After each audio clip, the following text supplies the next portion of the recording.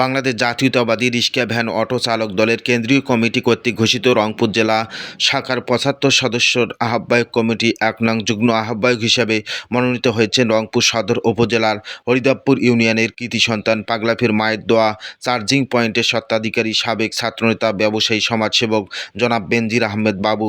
গত ৩ জানুয়ারি ২০২৬ দলের কেন্দ্রীয় কমিটির প্যাডে রংপুর জেলা কমিটির অনুমোদন দেওয়া হয়।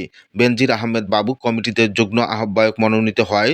পাগলাফিসহ অঞ্চলের রিক্সা ভ্যান অটো চালকদের মধ্যে ব্যাপক উৎসাহ উদ্দীপনা বিরাজ করছে।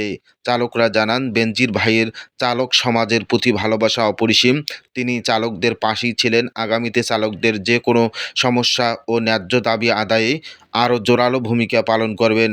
শ্রমিক নেতা বেনজির আহমেদ বাবু শহীদ জিয়ার আদর্শ ধারণ করে পাগলাফির স্কুল অ্যান্ড কলেজে অধ্যয়নকালে জাতীয়তাবাদী ছাত্র দলের রাজনীতিতে যুক্ত হন। কলেজের বিভিন্ন ইউনিটে দায়িত্ব পালন করেন। পরে হরিদেবপুর ইউনিয়ন যুবদলের সম্পাদক মণ্ডলীর সদস্য হিসাবে দায়িত্ব পালন করেন। যুবদলকে শক্তিশালী করেন। বেনজির আহমেদ বাবু রাজনৈতিক দূরদর্শিতা ও প্রজ্ঞার স্বীকৃতিস্বরূপ হরিদেবপুর ইউনিয়ন বিএনপির শ্রম বিষয়ক সম্পাদক হিসেবে মনোনীত হন। সাহসী বেনজির আহমেদ বাবু দলীয় মিছিল, মিটিং, সভা, সেমিনার, আন্দোলন সংগ্রামের সম্মুখ সারিতে অবস্থান করতে দেখা যায়। বিশেষ করে তিনি রিক্সা, ভ্যান, অটো, সিএনজি, মাহেন্দ্রা চালকদের নিয়মিত যোগাযোগ, খোঁজখবর, আপদে বিপদে সামর্থ্য অনুযায়ী পাশে থাকার কারণে শ্রমিক অঙ্গনে স্বল্প সময়ে বলিষ্ঠ নেতৃত্ব প্রতিষ্ঠা করেছেন, যা স্বীকৃতিস্বরূপ তিনি জাতীয়তাবাদী রিক্সা ভ্যান অটো চালক দলের ১ নং যুগ্ম আহ্বায়ক পদে মনোনীত হয়েছেন।